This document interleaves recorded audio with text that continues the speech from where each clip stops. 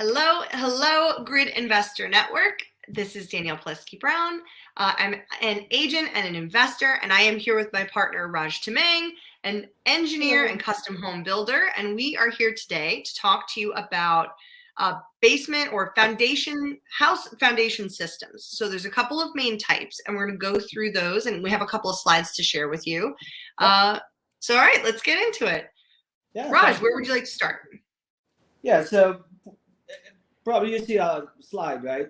My screen. Yep. It says house foundation system for residential construction or single family houses. There are not too many options. I mean, it depends.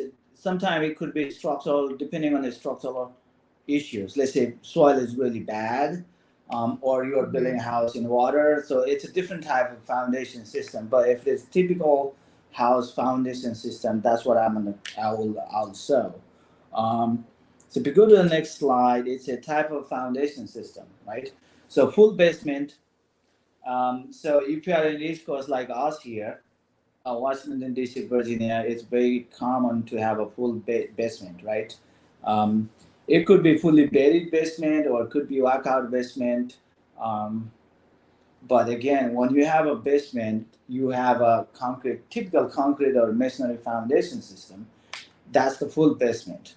But if you are in Florida or Texas, there is no basement. There's just slab on grade foundation system. Means you don't have a floor below ground, right? Yep. Yeah. So that's a different type of foundation system. Then second, I'm saying crawl space foundation system, concrete slab on grade foundations. Those are the three very common foundation system on single family house. So first one is basement wall. Like I said, when you have a basement wall, usually it's fully buried, or it could be walkout basement. That means you are at the front, on the side, maybe buried, on the back, it could be walkout, or it could be vice versa, right? But you have basically a floor below the ground, and that's because of the nature of the construction. Because it's below ground, your wall, this is a basement wall, has to be typically concrete or masonry blocks. Okay. I mean, I've seen sometimes you could do, if it is a shallow depth, you can do wood framing, pressure treated, but I have never designed it, to be honest with you, as a structural engineer last 15, 16 years. That's not common. So if you have a basement, it's always concrete or masonry wall. I would say new construction last 5, 10 years now, all basement walls are typically concrete. But going back to 20, 30, 40 years ago, basement walls is very common to use masonry blocks, CMU walls, even solid bricks. That makes sense, right? Oh, yeah. And if you see here on the side, you have a window well and you have an area way, right? So area way is, if it is fully buried basement, how you're gonna get out from the basement to the back side of it, typically is area way, right? You have a door, from the door you step out. And here, this is a window well, is if you have a bedroom in the fully buried basement condition, you have to have an egress window, right? So when you have an egress window, you have to do that.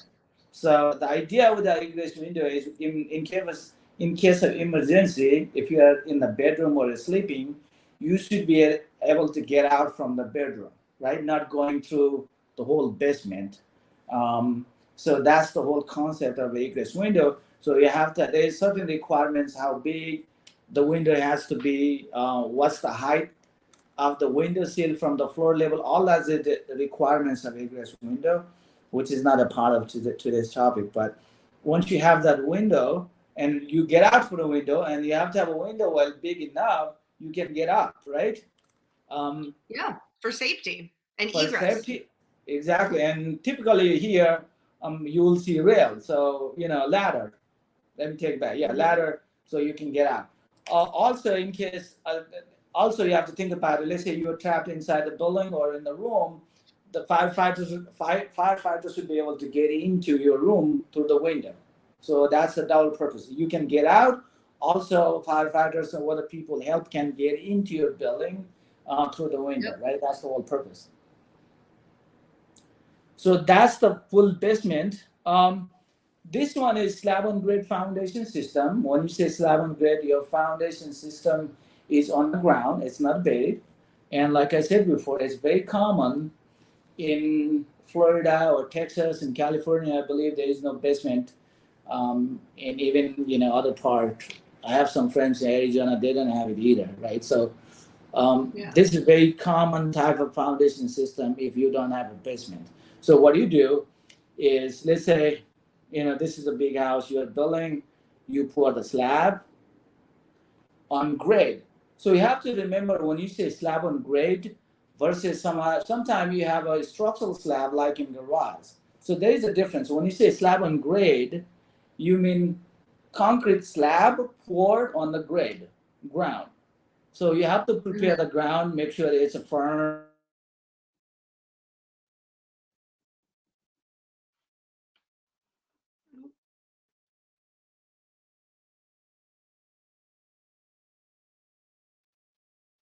It's part of this detail I'll show on the top right corner here. But you don't see it here because you are pouring a slab and footing, right? Yes. Then you see on the edge, these are the anchor bolts, which you on this section you see the anchor bolts. So that's how your wood framing is attached to the concrete slab foundation system. So you have these anchor bolts, half-inch diameter, usually, 6-7 inch long, every 3 foot, 4 foot on center.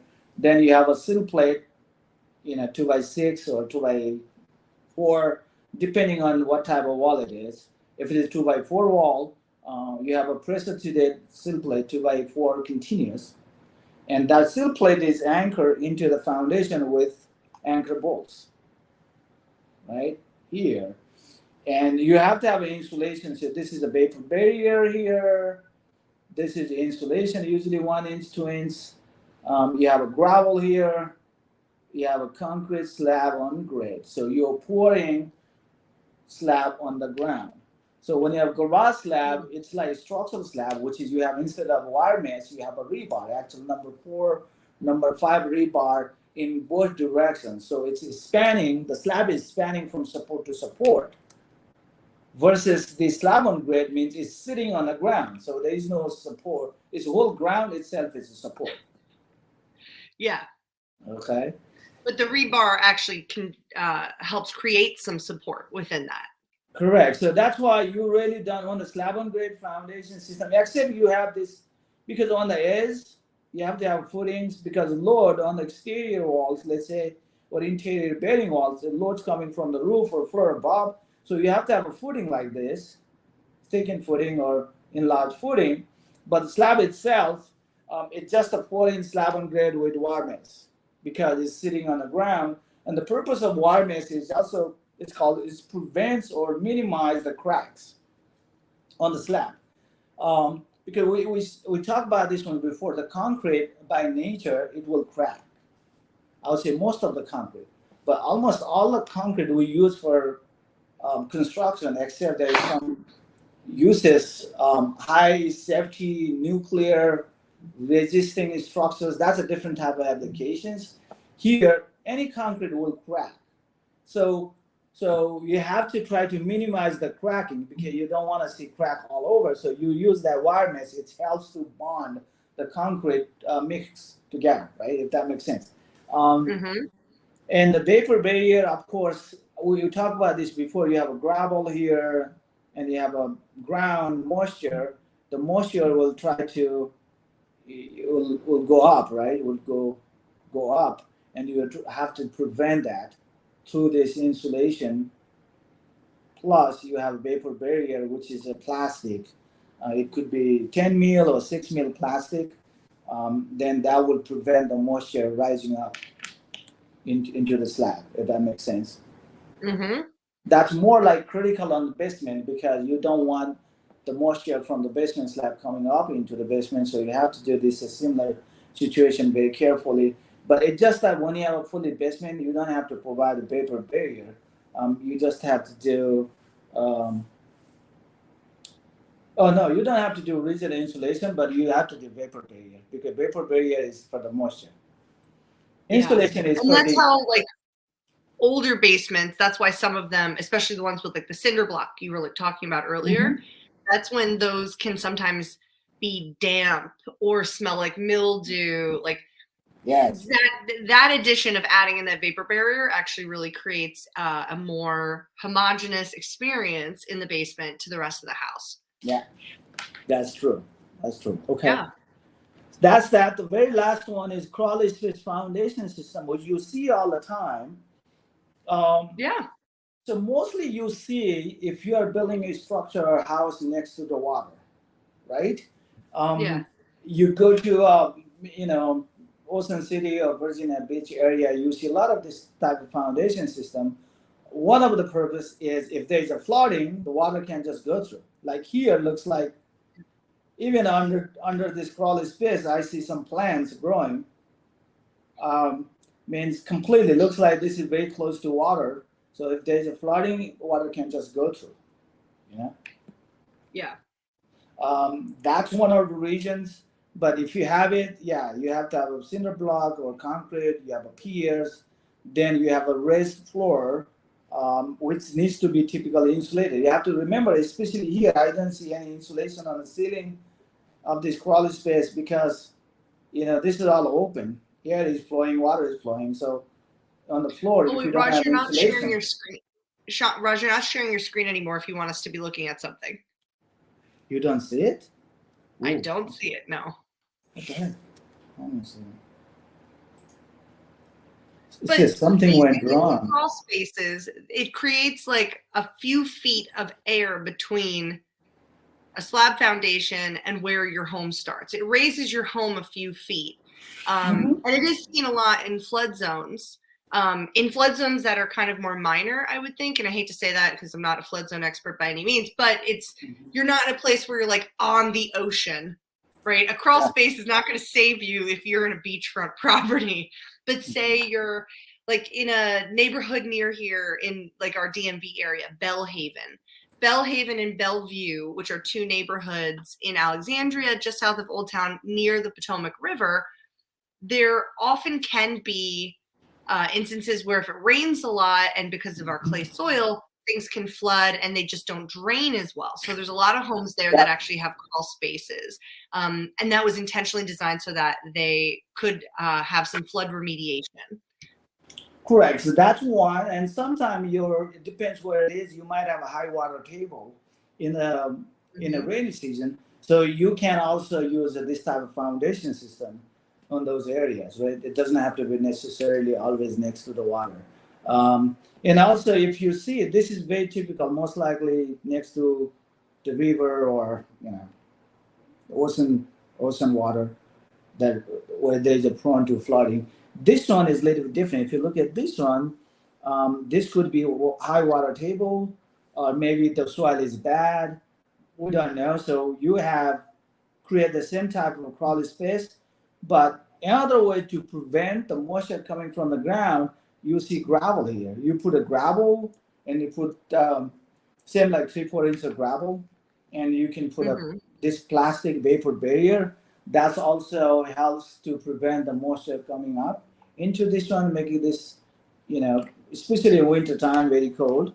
That, and if you don't have insulations on the ceiling, your house could be very cold, right? So either you can do insulation, but the problem here, the first picture you have to see, if this depth is, I don't know how tall it is, and you don't know how much water would be rising, and if you have insulations there, and if the water rises too high and gets into the insulation, and if the insulation becomes moist, and you might have a problem of mold and all kind of issues, right? That's something you have to be careful.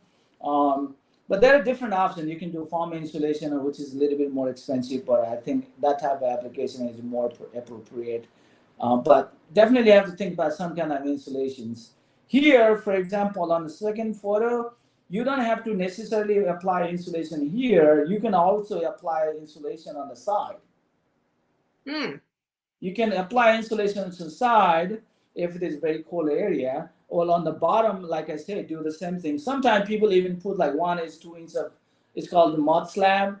So very thin slab, just pretty much to create that dry space, and Mm-hmm. also to prevent the moisture rising up. And as you see, if the water gets into this area, it may just puddle up, right? It may stay here for a long time. But if you have a mud slab, 1 inch, 2 inch slab, it can easily drain out, right? So you have to remember when you have a mud crawl space like this, you have to have also vent. It's called crawl space vent and crawl space access. So you should be able to access crawl space from outside, not from the house inside, for also from outside.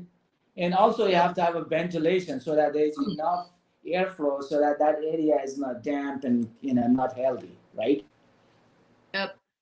And all Um, those vents need to be covered with vents so that with rodents, vermin, larger animals, anything you don't want living directly under your floor, you want to make sure that they're covered with both fine mesh vents and then other larger vents that allow for lots of airflow, like Raj was correct. saying. But you definitely want to make sure that nothing's living under there. Correct. Crawl space is my least favorite place because older houses use a lot of things like rats. Sometimes even some animals they go and live. You don't even know. You don't really use that space. It's snakes. That's really creepy place. But like I say, you have to do it. You have to do it. But again, so you have to provide those vents.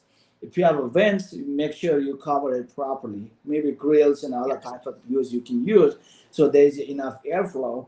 Um, but these are the three different most commonly used foundations.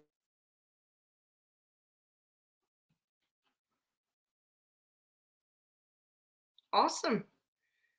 Well, today, this was nice and short and sweet, a pretty simple topic for today, but we will be back next week to continue our structural drawing series. All right. Yeah. Thanks so much, Raj. Talk to you soon. Talk to you soon. Bye. Thank you guys. Thank you, Danielle. Bye bye.